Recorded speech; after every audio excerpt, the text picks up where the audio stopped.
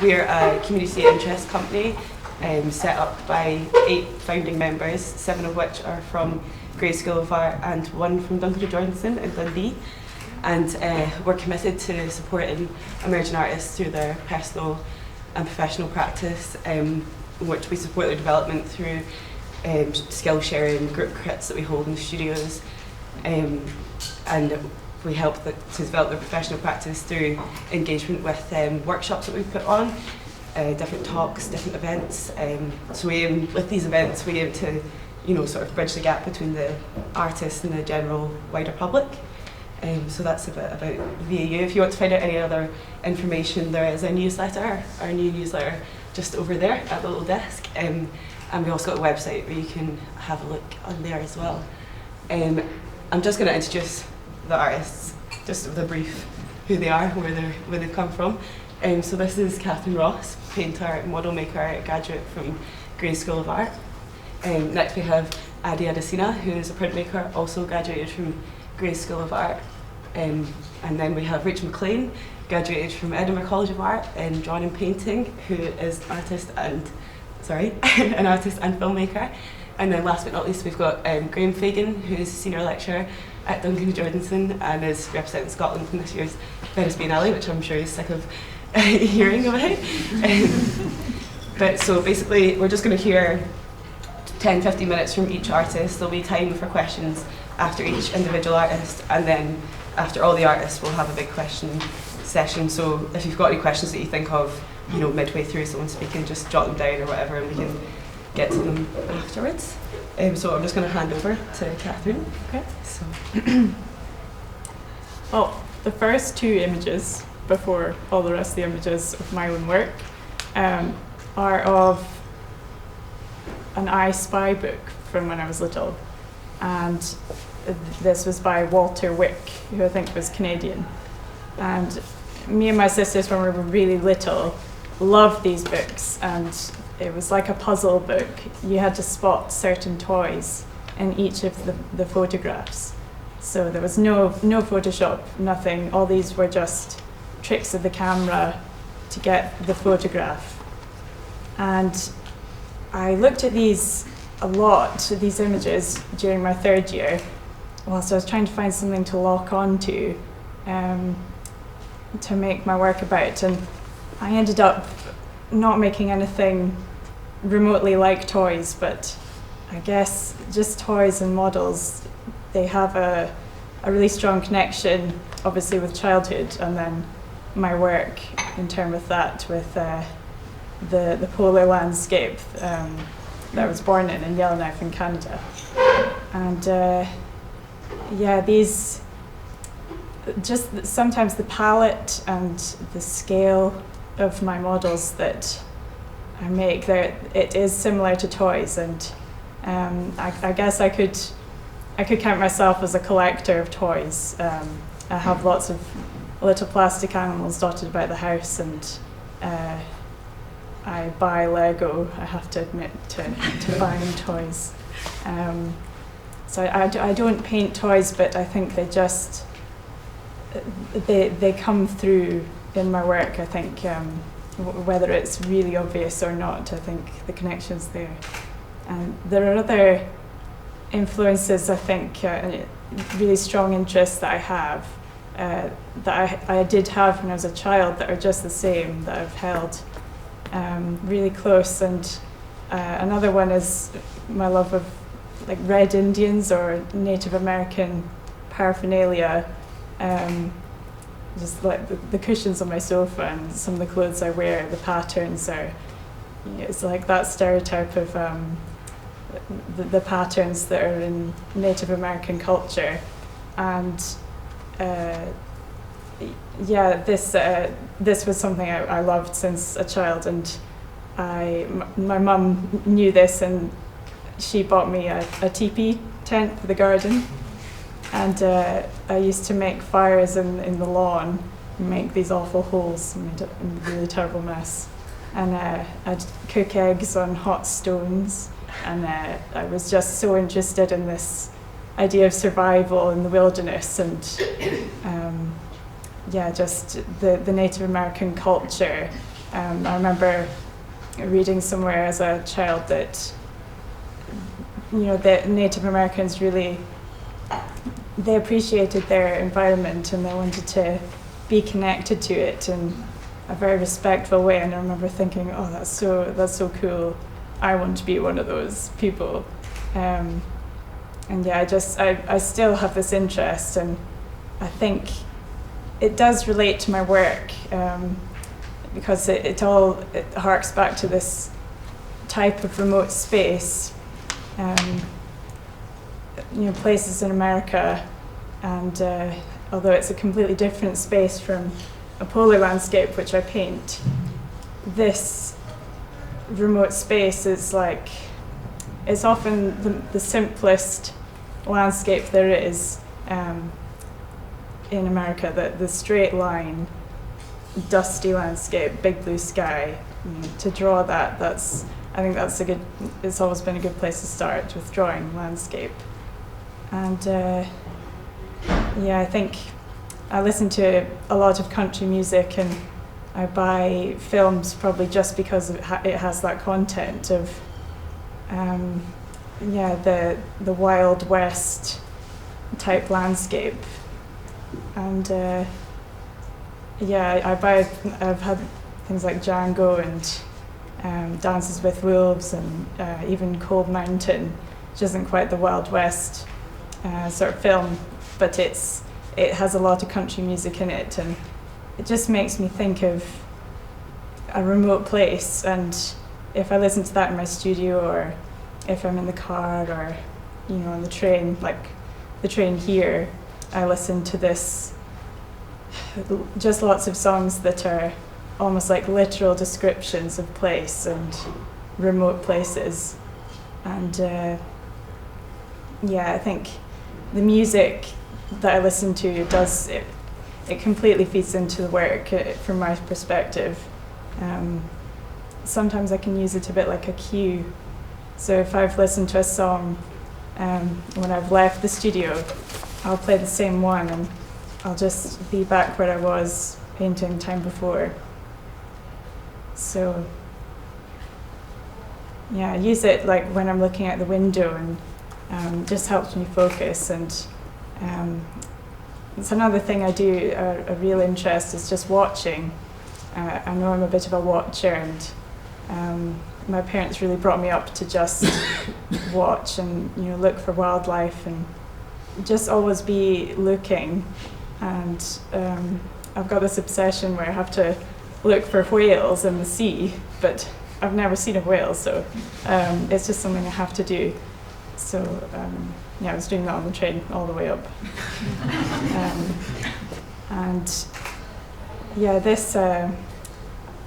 There's something I do to the stars as well. I look for shooting stars, and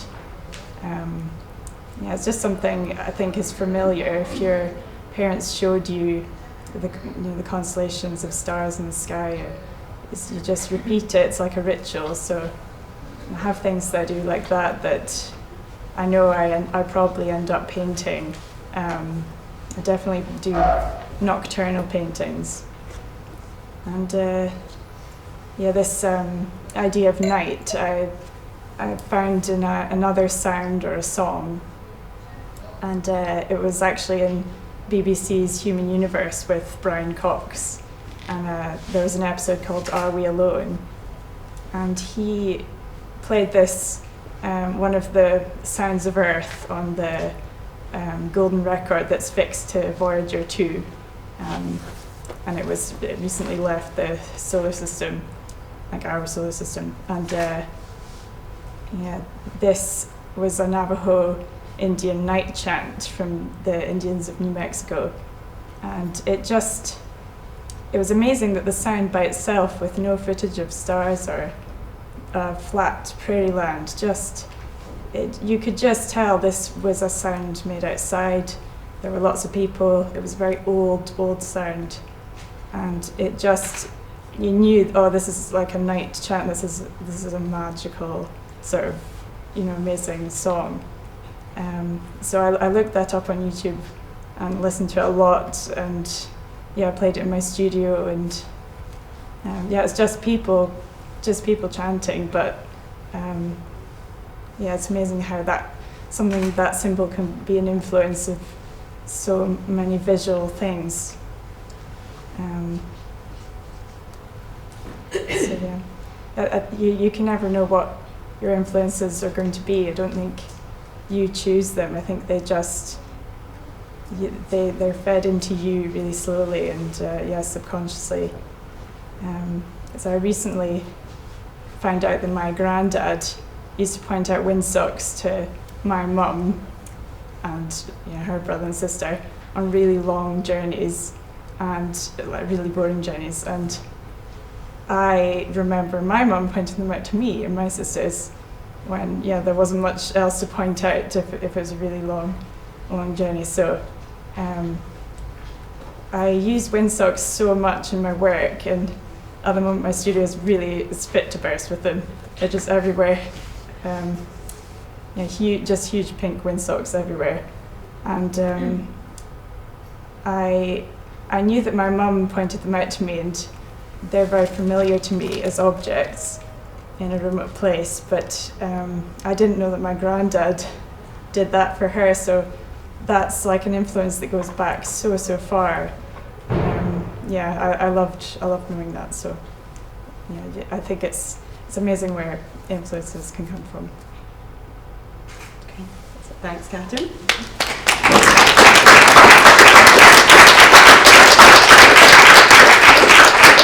Okay, next we'll hear from Ade Adesina.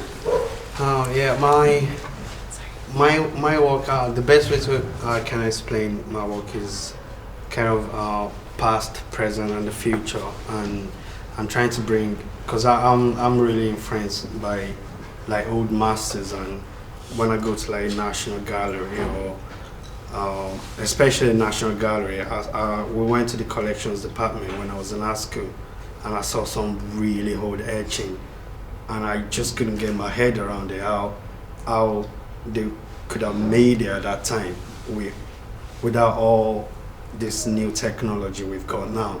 So it's trying to balance what they did then and what I can do now with all the new technology, and I'm trying to mix it up together, and I'm not trying to put a time on it. And my biggest influence is an artist called Ian Keshonibare, born in London by Nigerian parents, which I kind of really connected to, because when I was in art school in third year, I kind of really struggled, because I did like an apprenticeship back in Nigeria in wood carving, and the guy was totally commercial.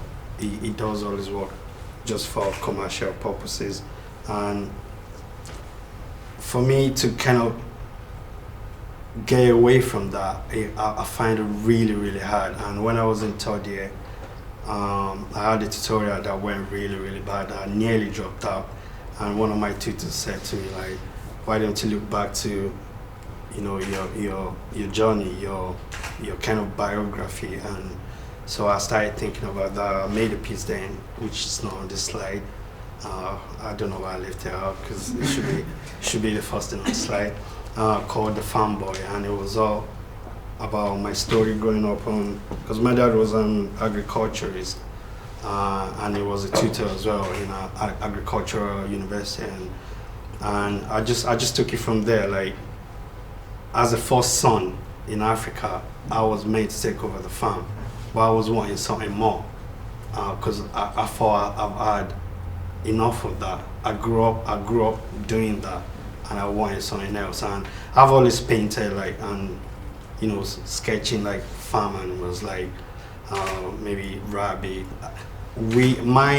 I myself and my brother, we ran the we had like rabbit, guinea pigs, and so we took care of them. And I just had that feeling that I wanted more. And so the piece was about me standing on the farm and looking through the landscape over the sea and seeing like the big city. And I wanted something more. So I was studying political science, and I was in third year. which was kind of final year in Nigeria, and I just wasn't enjoying it, and so I dropped out and I moved to London. My family were already in London. I was the only one in Nigeria then, and what I thought my parents did was, why they kept me back was because they wanted me to learn everything on the farm so I can easily take over. But I kind of let them down, and I went back to. I was doing finance when I first moved to England.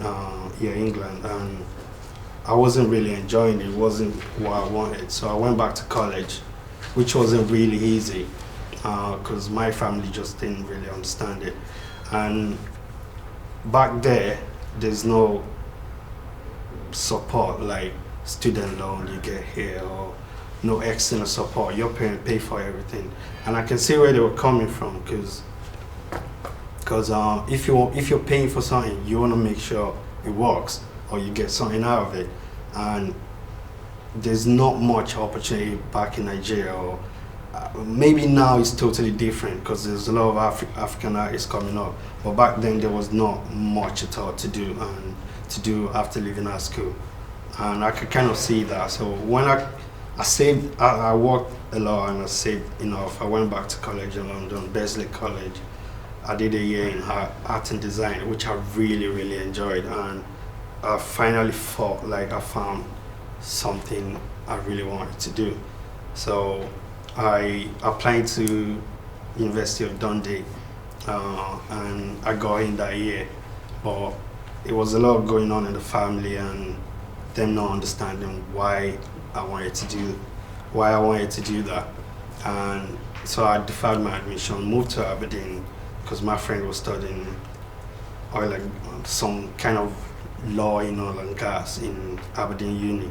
So I thought it'd be easier for me to go up there, stay with him, because he had like 2-bedroom flat, and it would be easier for me to go to shuttle between Aberdeen and Dundee to organize my accommodation and everything before September. And I found out about Robert Gordon University, and I might as well stay here since I got a job and everything. So I stayed in Aberdeen. Luckily for me, I got into Robert Gordon University. And my biggest inspiration are artists that have got stories to tell, that you can kind of feel it. I don't know, maybe because where I'm from, when I look at a piece of work that maybe in a gallery or museum, I kind of see that when I like that when I can get the story behind it, or when I can kind of get a feel of what the artist was thinking or going through. And my motivation is kind of general struggle in life, struggle with religion, struggle with racism, struggle with everything in general, because my family are really, really religious. My dad is he's not really strong because he let us do what we wanted. We were not forced to do anything.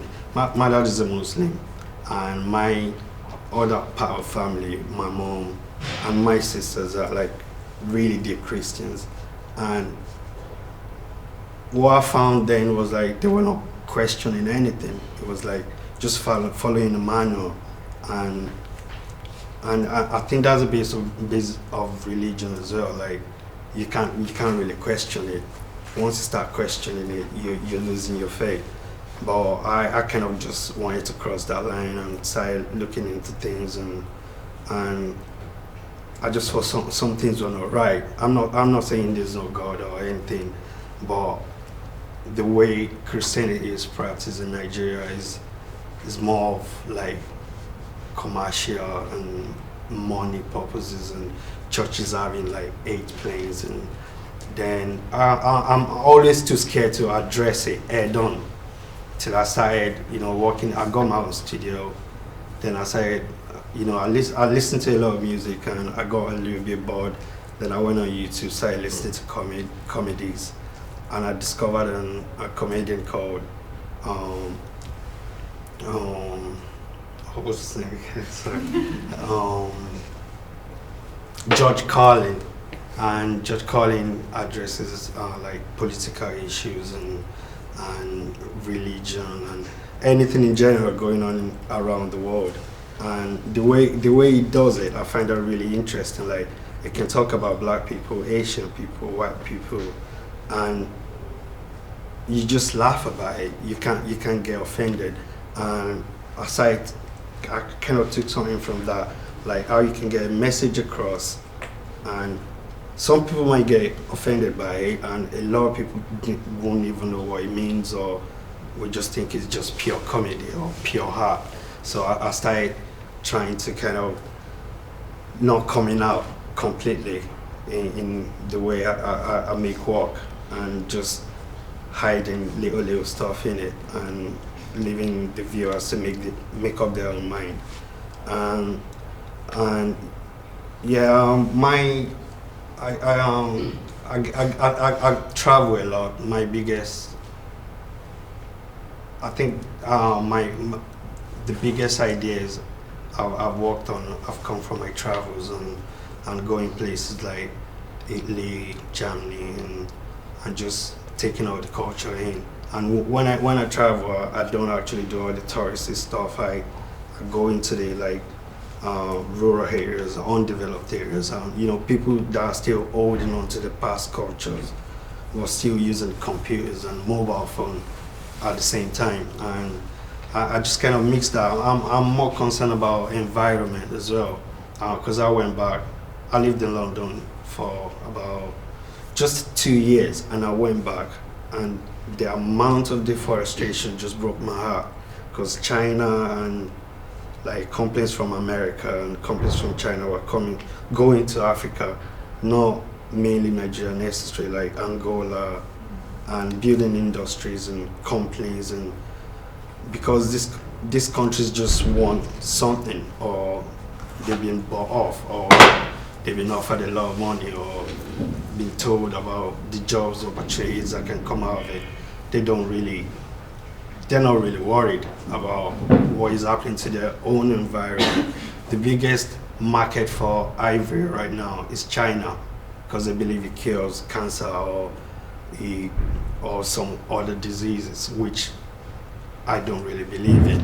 And people are doing it every day, but going back there, you can kind of see why people do it, because there's a lot of struggle. I remember I went back last year, and I got out of the airport, and I just saw desperation, anger, frustration in people's faces, like people waking up not knowing what they're gonna eat, or how they're gonna survive through the day, or people watching their kids die in front of their face. My best friend died when I was in secondary school because his parents couldn't afford an inhaler, asthmatic inhaler, which was really, really cheap. And right till today, that still breaks my heart. So I try to kind of just bring that into my work, but I'm coming out a lot more now, in the way I express myself and the way I come out with my work, and this is a piece I made after seeing documentary of David Attenborough in Madagascar about deforestation after the Second World War. And what happened was there was a lot of demand for timbers for reconstruction of buildings and railways, and there was a massive deforestation in Africa in general, which is still going on in places like Angola, places like Nigeria passed some laws which people don't really follow because it's such a big country, and you can't keep hold of everything, and the law enforcement as well are corrupt. You just have to bribe them with a little bit of change and they'll let you off. And moving on from that, this was a piece I started when at my residency at Great School of Art about 2 years ago, or 3 years ago. And the whole idea of this was, I saw a documentary again I watch a lot of documentaries, I get a lot of ideas from documentaries. The whole idea of this was to kind of create the image of how the import and export is really affecting African landscape. So I wasn't going anywhere with it, so I left it. And I went back to it after like a year and 3 months. And I just thought that was so predictable. Like, if you go to places like that, that is exactly what you see. And I wanted to take it somewhere else. So I was thinking about, what if the boat the container ship is moving on a train track, and bringing countries together, and how everyone can be work together to make this planet a better place. And my research process can be kind of really frustrating, and sometimes I can get really angry. At the start, I used to get, I think I was getting really frustrated and angry, and speaking to Nigerians, people that grew up here, went secondary school, and they don't really understand it. They don't even get it. And I just thought, if our generation, okay, if let's say our fathers and mothers' generation didn't really get it, our generation are not getting it. So by the time our kids grow up, there's gonna be nothing. They're just gonna see in books and stuff. Because I remember growing up around boba trees. There was about 5 of them around the estate I grew up on, and by the time I was 18, they were all gone. And the reason why I really remember that was because the trees are so gigantic. Like, they tell us scary stories when we've been naughty. Right? They'll go get the demon from the tree to come take us. So that kind of stayed with me. So seeing David Attenborough's documentary on them again kind of refreshed my memory. And so it's just about kind of playing around, and the way I work is that I don't know where it's going. I just have a starting point, and it's like I'll put something in, and I'll start thinking, what can go with that? What can I connect with that? And it's like writing a book and not knowing where it's gonna end, and bringing a character in, taking characters out. And I'm trying to get back into painting as well, because the reason why I went back to art school was to study painting. But I walked into a printmaking workshop, and I just totally fell in love with, the fact that it's more technical. You can use acid, big presses. I was just so curious to see what I can do with all the machines in there. And my work is getting a little bit more surreal now, and I think I'm ready to face it and come out of the closet and stop hiding that I'm an atheist. I'm just putting it out there now, and I'm 35 years old, and if my parents don't understand that, then I've tried my best. But I think it's harder for me to live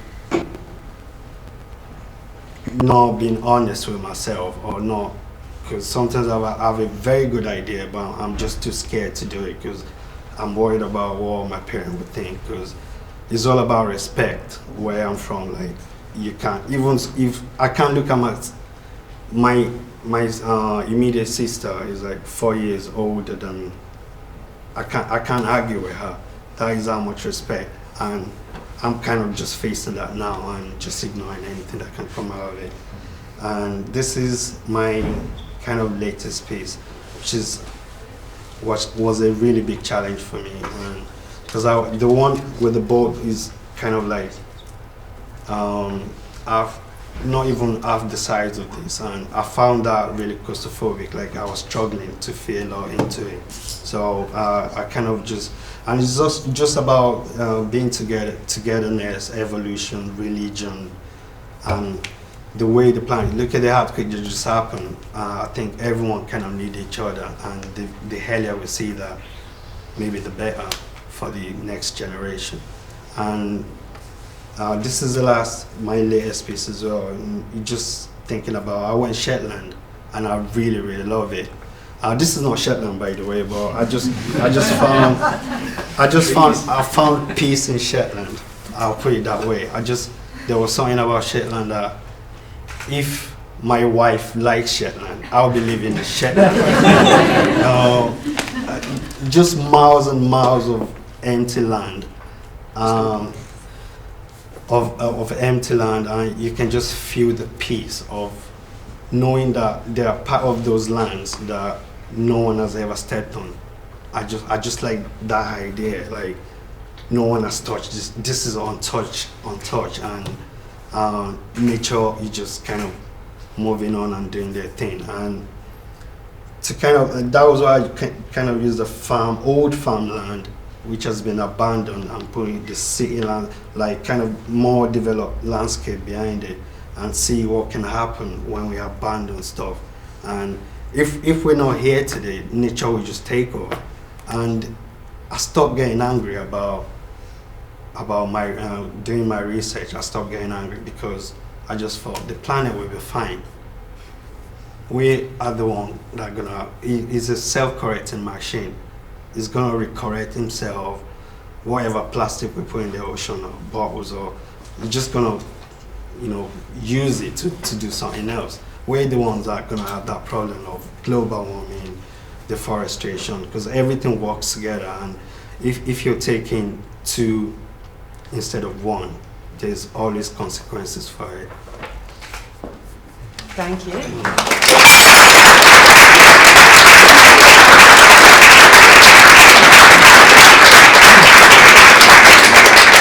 Sorry, just before we move on, does anyone have any questions for Catherine or Ade at the moment? All too shy. Can wait till the end, it's alright. We'll pass on to Rachel Maclean now, thank you. Hello, so thanks so much to Visual Artists Unit for inviting me to speak. It's great to be here. So I thought I'd start by just giving you a bit of a background on what I do. So I work largely in digital video and digital print. I'm the only actor in my work, but I create costumes and makeup, so quite elaborate kind of setups where I become a number of different characters. I work largely in a process which uses green screen. So green screen is a technique where you film a character in front of a green background, then you take out the green and you can composite that onto a digitally generated background. So everything I make is this kind of digitally generated sort of inventive world. I also work entirely using scripts that come from existing audio, so audio from films, television, interviews, YouTube clips, and I cut that together to make scripts and narratives which are essentially collage. And what I was kind of excited about today was the opportunity to come and talk about inspiration.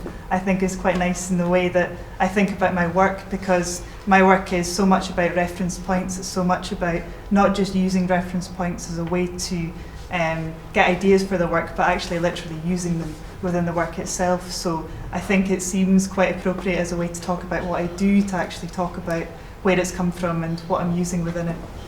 So I thought I'd talk specifically just about one work and the inspiration that went into that. So these are a couple of stills from a piece I made called Please Surf, which was a commission by CCA in Glasgow for a show I did last year there called Happy and Glorious. So the work was a split screen piece, and the way that you look at it is kind of like the way you view a tennis match. So there's one screen on one side of the wall, another screen on the other side of the wall, and you kind of jump back and forth. And part of the idea was that the characters in the work look straight into the camera lens, and then by extension in the space they kind of look into the eye of the other character on the other screen. So it's kind of like this slightly physical cinematic space. And something I kept thinking about in terms of inspiration when I was making the work was this piece by Douglas Gordon. So Through a Looking Glass, which sees a shot from Martin Scorsese's film Taxi Driver, with Robert De Niro saying, "You talking to me, you talking to me," and it jumps back and forth in the same way between two screens. And I'm quite interested in, I guess, some of the themes that are in this work. So the idea of the double ganger, kind of being haunted by your double, the mirror image. And also, I guess, some of the relationship of that to the Gothic as well, and a lot of the themes that he explores in his work. And I guess Douglas Gordon, like people like Bill Viola before him, deal with quite kind of grand binary ideas, so ideas of kind of good and evil, dark and light, life and death, so quite kind of big, quite simplistic ideas, and then complicate them.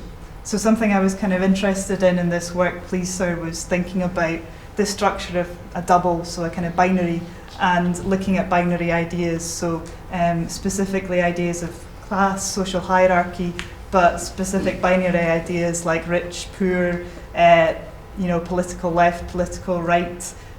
So setting up something quite simplistic and then kind of complicating it. So the work itself is, we'll stick here for a bit. I'm kind of interested in my work in thinking about dealing with political subject matter, but thinking about how you can use art as a way to tackle politics or political ideas in a different way.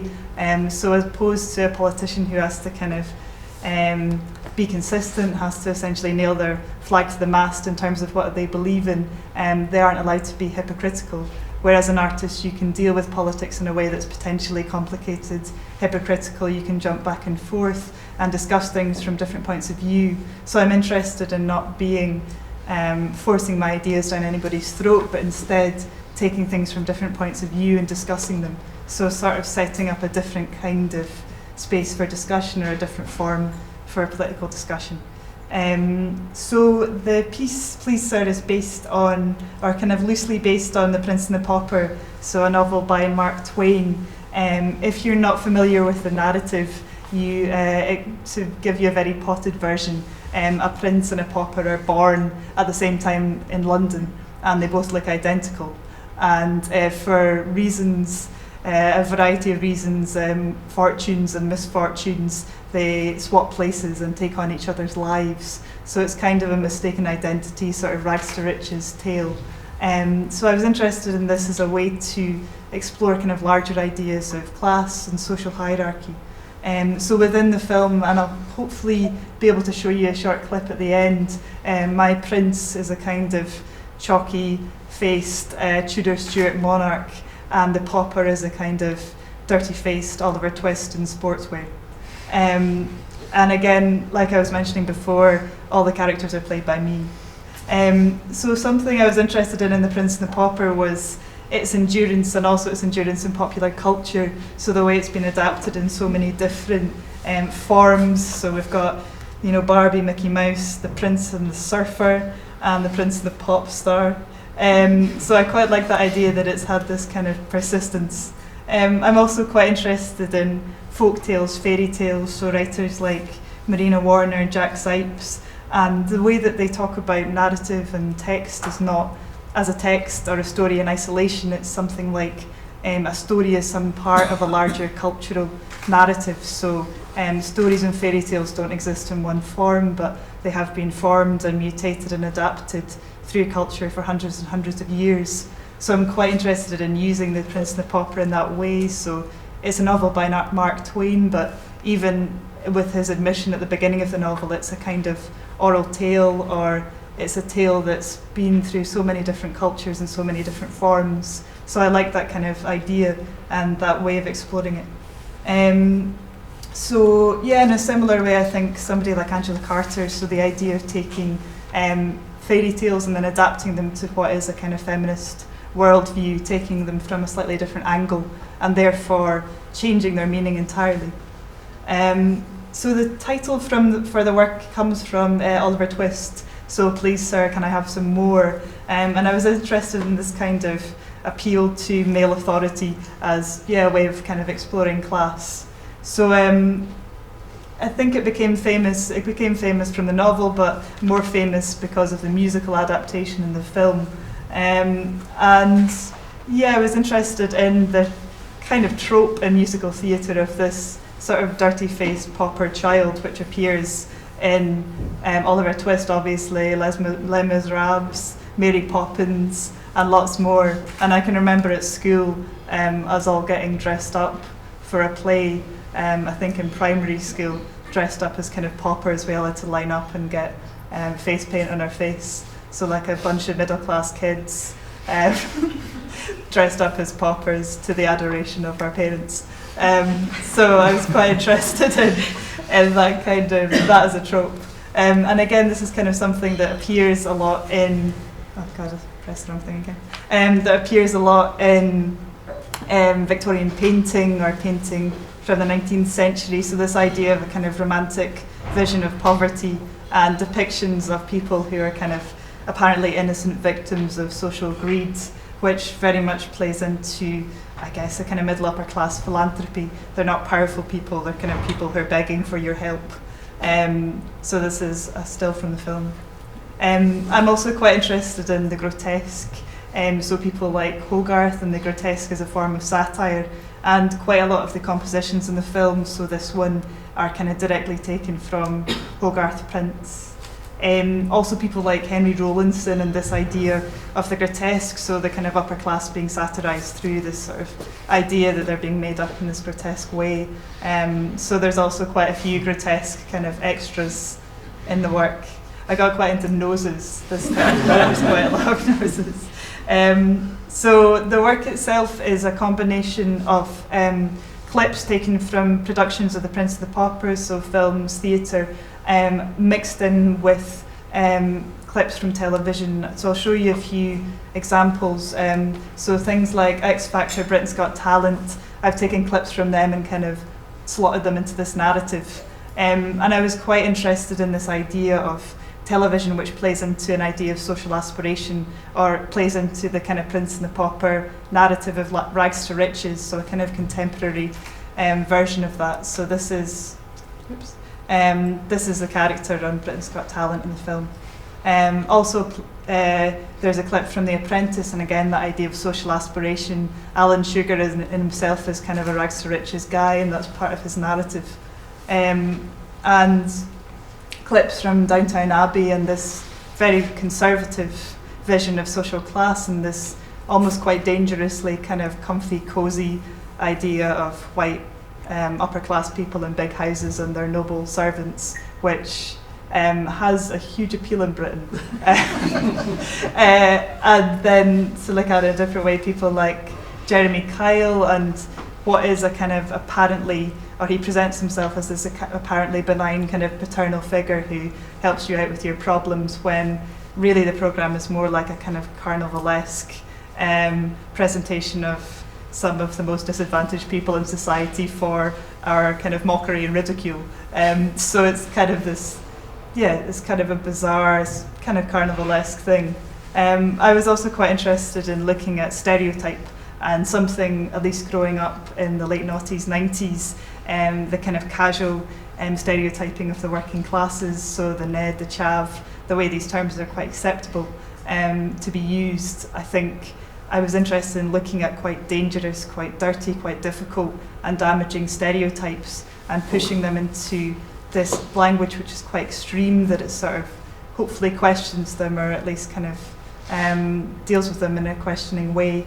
And also looking at people like Owen Jones and the idea of the demonisation of the working class, and I guess at what point can this still be funny, or who are we laughing at, and is this okay?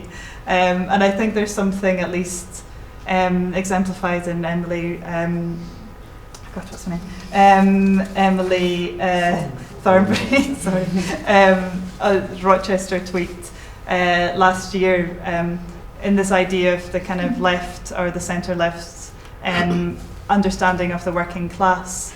And I was kind of interested in the idea that in our culture, I think in Scottish culture and in British culture, we've managed to form an idea, or a kind of popular notion of a good working class and a bad working class.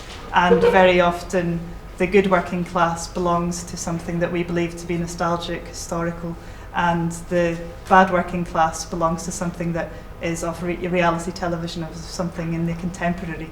And I'm interested in the kind of coexistence of this. Recently I was asked to do a talk at the Glasgow School of Art on Peterhausen, and I got quite interested in this idea within his work, or the kind of coexistence of these ideas. So in paintings like the heroic Dosser, where you've got this kind of steadfast, powerful, quite kind of strident working class man, so it's quite positive depiction. And then you also have the Patriots, which is these kind of thuggish football fans with new white trainers and football scarves, and the idea that these two kind of visions can exist in the same work, or these two kind of stereotypes. I was also kind of interested in the importance of a certain notion of the working class male, or a certain romanticism of the white working class man that has come into, I think, an understanding of Scottish nationalism, and something of maybe what would have been the old appeal of Scottish nationalism, which is more of a sort of Walter Scott, tartanry, Scottish Highlands, I think has become, it's become something that's associated with kitsch. It's become a bit nasty. It's become something that's also maybe tied to the upper classes, and this idea of the sort of noble working class male, which I think in itself is a slightly conservative myth too.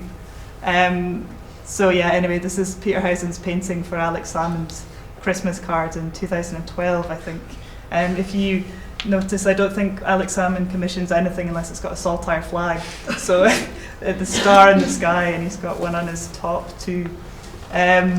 So yeah, I'll keep going. I was looking also quite a bit at ideas of landscape in the work, because all of the landscapes are digital.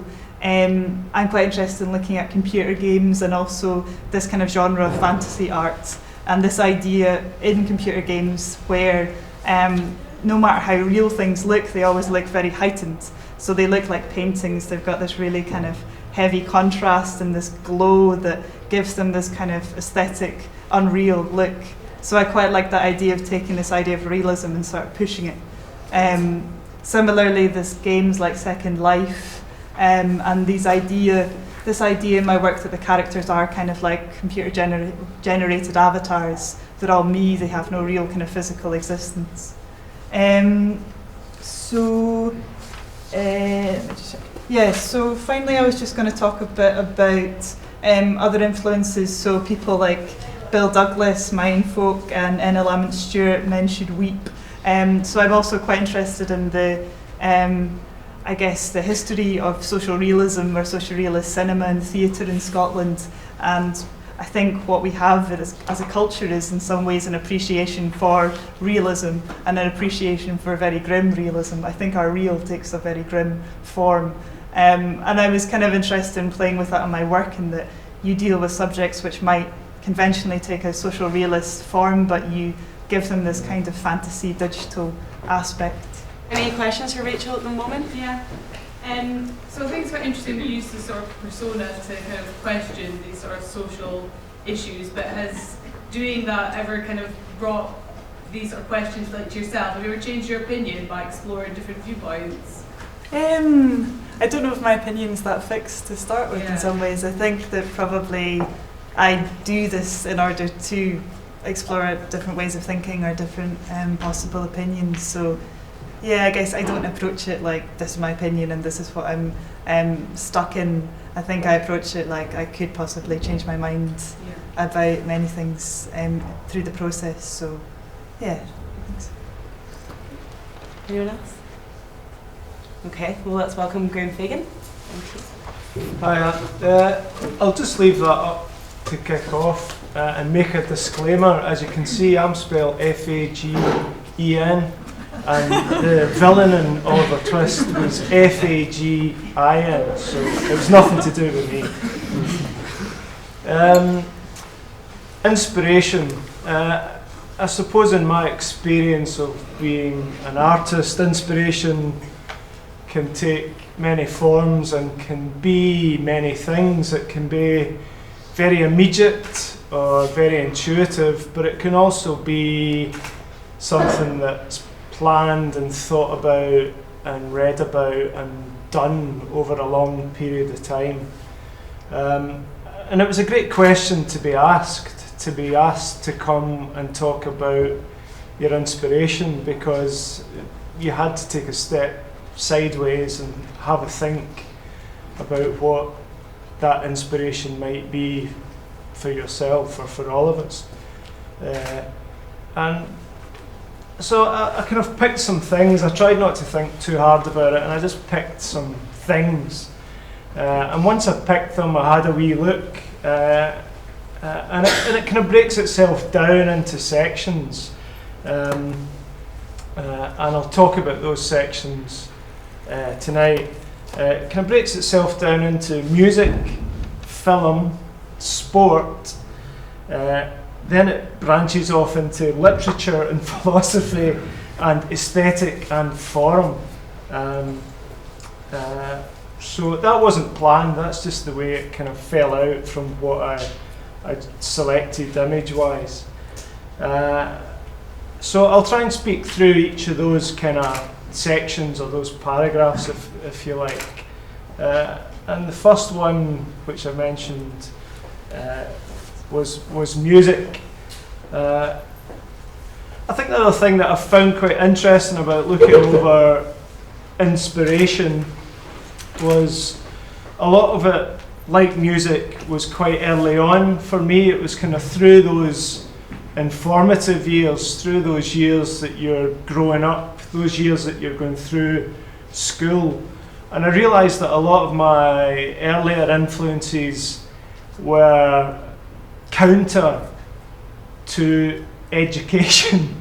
As a father now, it's terrible to hear myself saying that, but it's true. A lot of that earlier inspiration was counter to the kind of formal education system that I was going through, and I'll try and touch on that a bit later, more specifically. But I think it's very obvious, and the early inspiration for me was music, and that I caught the tail end of the punk movement and was a kind of part of that post-punk movement.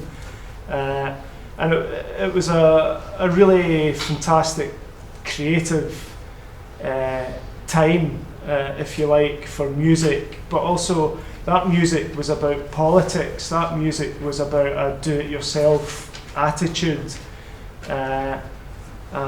and also it was going to, I mean, I talked about a formal education, it was also music that was against a system or against authority. And that was a very important aspect about it for me too. The other thing that I started getting into, along with the punk movement, came Jamaican reggae and dub.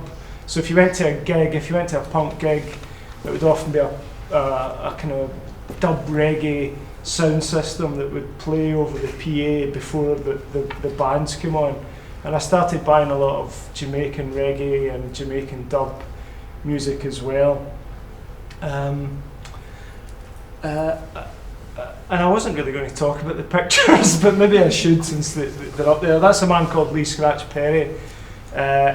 He's late 70s now, and that was him performing live in Glasgow a few months ago. Lee Scratch Perry and some others, but mainly Lee Scratch Perry, I would argue, basically invented reggae and dub. He now lives in Switzerland, as you'll see later on. So yeah, that music was really inspirational, and there were some people like a music producer called Adrian Sherwood who released both reggae and punk music and all sorts of flavours in between reggae and punk. That's Adrian's studio in Ramsgate, and that I was there a few months ago. So the work I'm making for Scotland and Venice, parts of it were made with Adrian in that studio.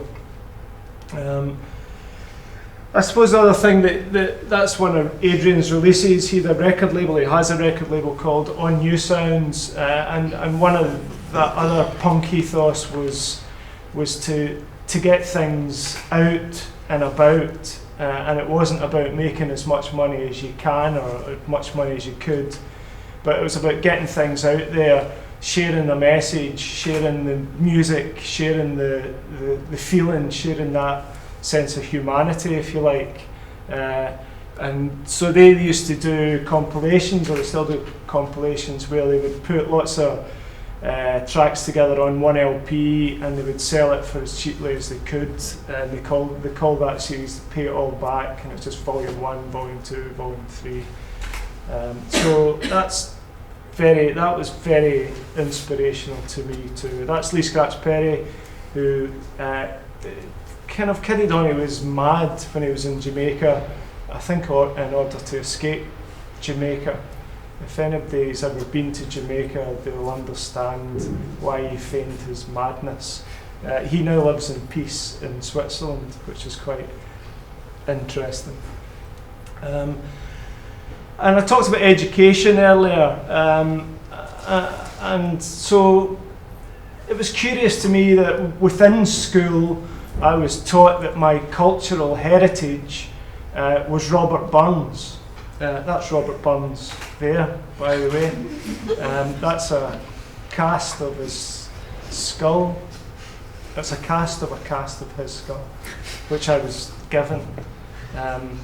But yeah, within school, I went to school in Irvine in Ayrshire, and I was taught at school my cultural heritage was Robert Burns. He'd lived in that town.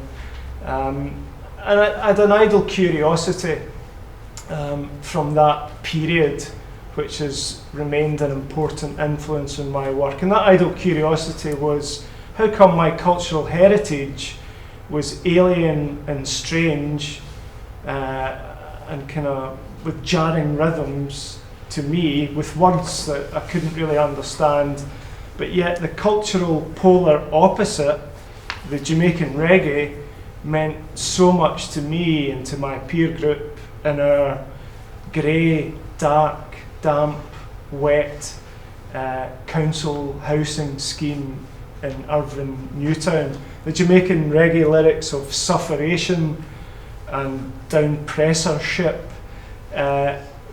rang true for us white boys in our council schemes who felt hard done by, and those lyrics kind of gave us strength and belief.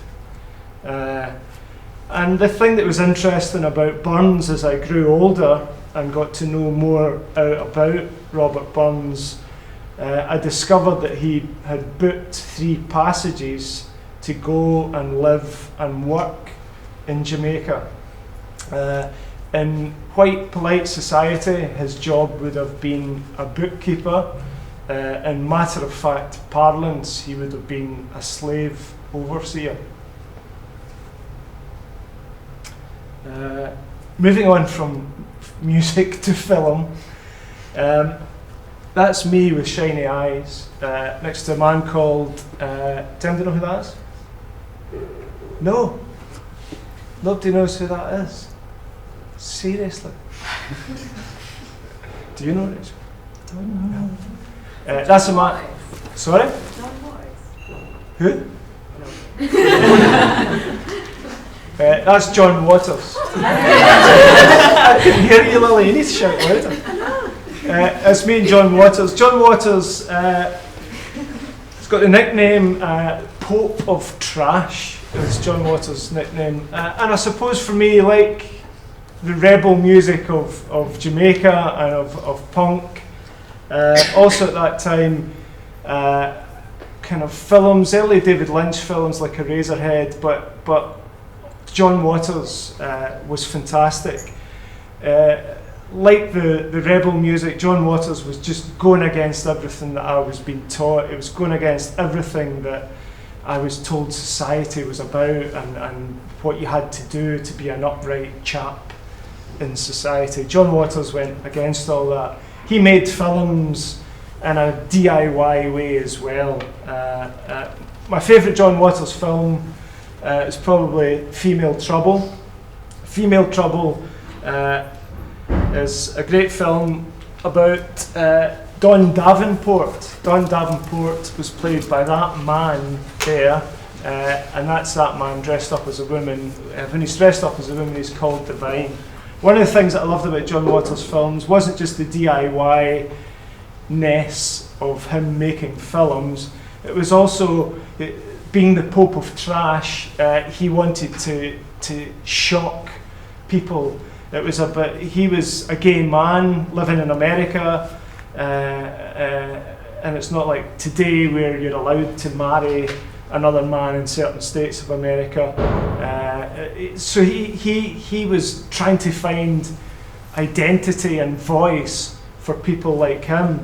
So in his film, men would play women, women would play men, there'd be straight people, there would be gay people, there would be all sorts of mixed upness in people, and that was the norm, that was the structure, and that was the society, and that was the norm in his films. One of the great things about Female Trouble was it's a kind of short story of Divine's life, or of Dawn Davenport's life, and Dawn Davenport, in her own words, was a shit kicker and a thief who wanted to be famous. And Dawn eventually became really famous. She used to do performances as an artist. That's one of her performances. She's bouncing up and down on a trampoline. And then towards the end of that sequence, she turned to the audience who were going wild for her, and she said, "Who wants to die for art?" And of course all the audience are like, "Yeah, me, me, me, me." So she brings her gun out and shoots the audience, and the film ends with Dawn Davenport getting the electric chair. Moving on to sport. That's my signed Partick Thistle football top by the whole team, including John Lambie, who was a very famous Partick Thistle manager at the left there. My dad supported Partick Thistle, and my dad does support Partick Thistle. And so as his child, I had to go and watch Partick Thistle as well. But again, as I've grown up, it's something that I do now through choice. But the inspiration for me about Partick Thistle wasn't the football, as it couldn't be for such a crap football team. But the inspiration for me about Partick Thistle, I suppose, was the kind of subculture. Again, maybe the way that you could describe the John Waters films as perhaps being subculture, the music that I was interested in being a subculture. I think Partick Thistle, for me, are an important inspiration in the kind of subculture that they have in Scotland. If you grew up, or if you know Scotland, you know it's a sectarian country. Education is segregated, and there's establishments within Scottish society that keep religion separate, perhaps.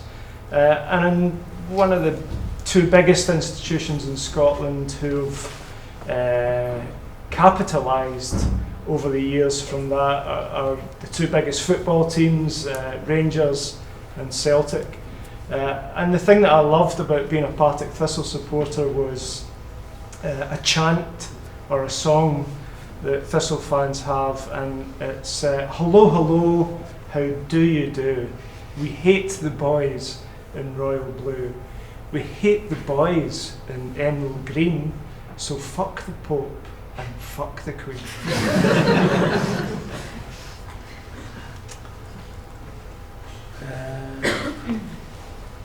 One of the most inspirational texts that I came across was this.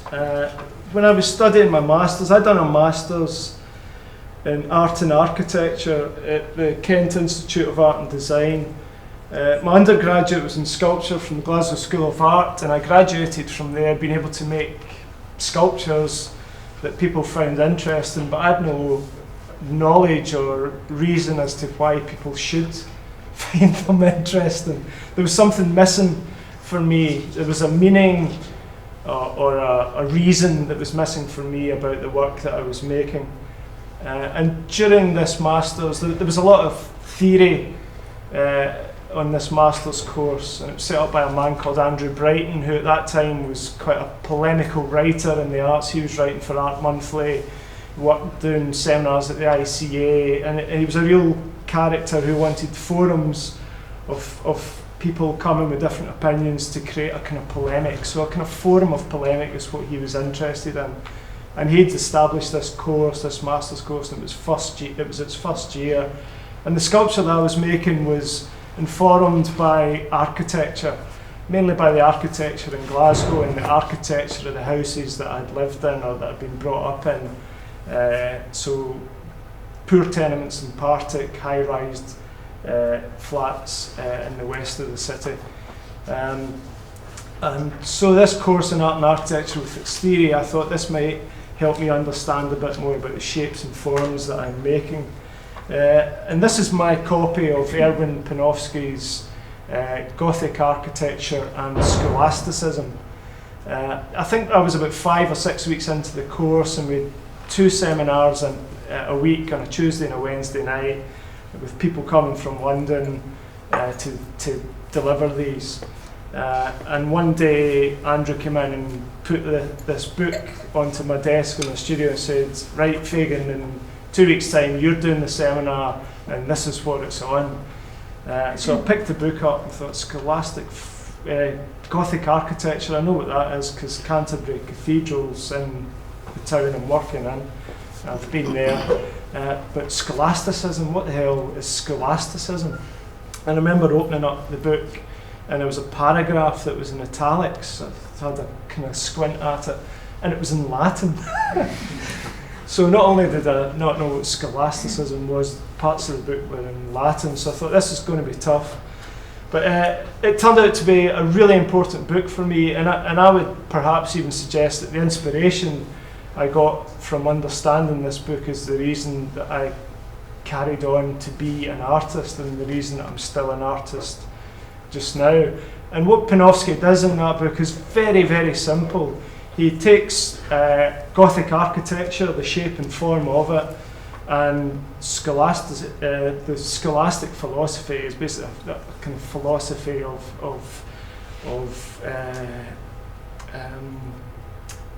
I'll explain it simpler. So the shape and form of the architecture, the Gothic architecture, relates to a philosophy. It relates to the philosophy of what the architecture is about. So it relates to that religious teaching. And in turn, the philosophy of that religion informs the shape of the architecture. So you've got a two-way relationship between shape and form and what it means, and philosophy and what shape and form the philosophy can make. Does that make sense? So that really simple comparison between thought and form gave me the thing that was missing from the understanding I had in my own artwork. And as I say, for me that's a huge inspiration still, and a really important part of the way that I think about my artwork today. I'm going to finish off with kind of last 2 pieces of inspiration. And I suppose it's been interesting, the ones that I've talked about previously, music, film, sport, literature, philosophy, I suppose are all ways in which we, as people, express our culture through kind of, and it's, I guess what I've been picking up on has been social and political ways of cultural expression. But for this last section, I suppose this is a bit that I called aesthetic and form at the beginning. This last bit is it's natural forms. A big inspiration for me in my work is plants and trees. And I once said to the sculptor Richard Deacon,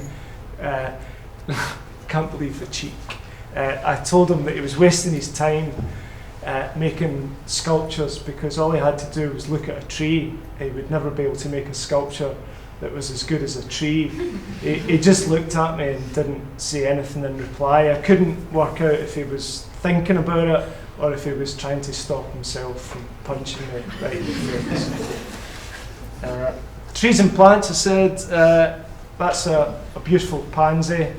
The aesthetic of a pansy has been a massive inspiration to me and to my work, and also to me as a person, I suppose, since I was a wee boy. But it was the sort of thing that I would never tell anyone, especially through those formative years at school. When I was teaching in art school, I had a mature women student one year, and a lot of her work was informed by plants. I thought, oh, here's somebody that kind of shares my thinking. And so for the first time ever in my life, I was brave enough to tell someone else that my favourite flower was the pansy. And when I told her that, she just turned around and laughed. Right? So thank you.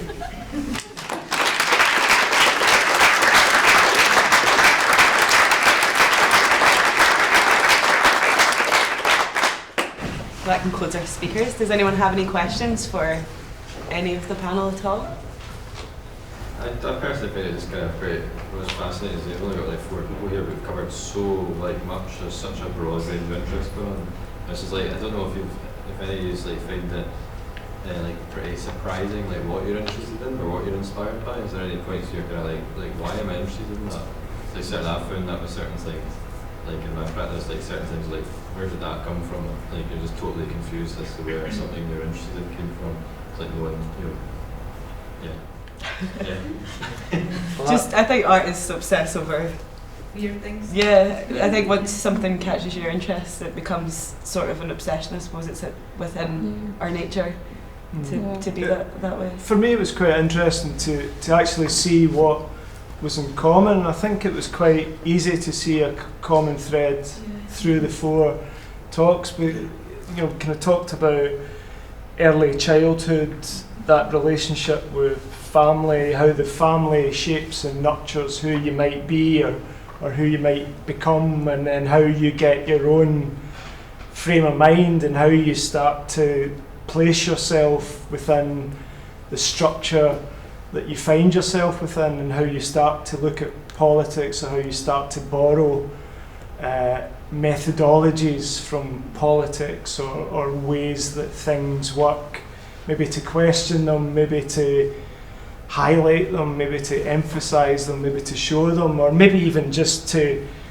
give yourself confidence that how you believe things should be. Maybe that's what's important about having art as a way out, or art as a medium or a vehicle in order for you to put your belief or your heartfelt belief of yourself, a way to try and put that down as a kind of marker to say, well, I know all this is going on, but here's, for what it's worth, here's my shape and form of how I see where I am within this.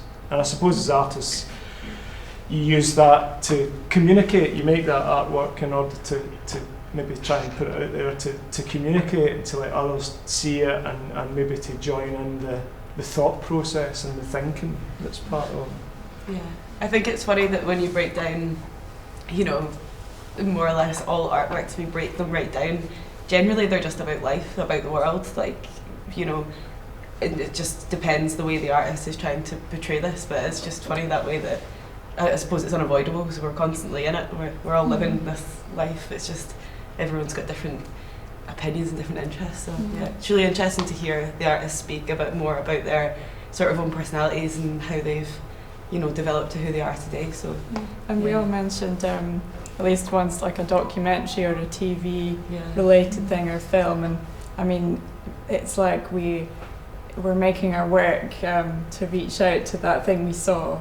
But if we could make a documentary, like any of us, if we were given camera crew and we could go anywhere in the world, I think we'd do something that we really care about this art is just like our own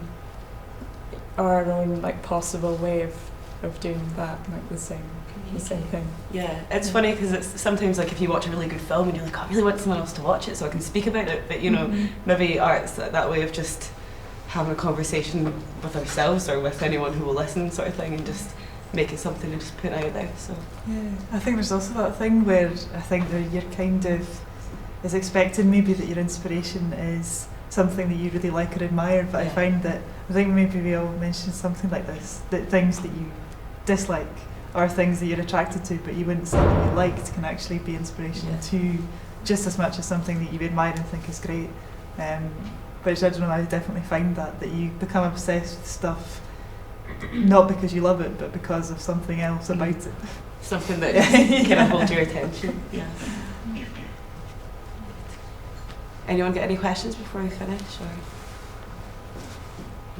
I'll just want to go and have a drink in the bar. I have a question for Catherine. So So all of your inspirations seem to be kind of second-hand, maybe like about a memory or a story or something you've seen second-hand. Do you think your work would be very different or take a different form if, for instance, you lived in Canada or lived in an Indian prairie? Do you think your art would take a different form? Do you kind of need that second-hand information? I think, because I paint stuff, but I make the models as well. I think I've always felt the models they're something completely different, and I'm getting bigger, they're getting taller.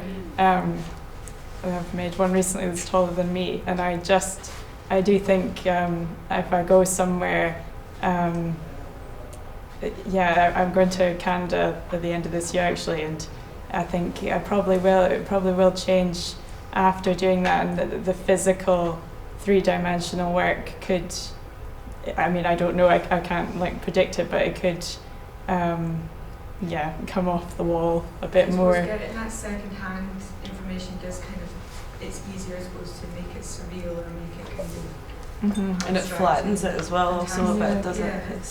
If you can't remember something which was like the entire basis of my work, I don't remember my childhood in Yellowknife, although it's easier to make paintings about that than models, which is it's interesting. The music, stuff like that I can't see, it matches it, as something I don't, and the films as well, something I wasn't there, I wasn't in America, I can just only imagine it, so imagining images that go with music or places in films, where I used to be, the part of your life that's blanked out that you don't know about. I definitely think, the paintings are easier to make, but if I had to make a room, like of my parents' living room in Canada, I couldn't do that. I might be able to pick a near colour of carpet because I was close to the carpet, but I might not be able to do anything else. Okay, well, thank you all very much for coming. Thank you to the artists so much for coming to speak to us. It was great. And everybody look out for the next Pillow Talk and hope to see you all there.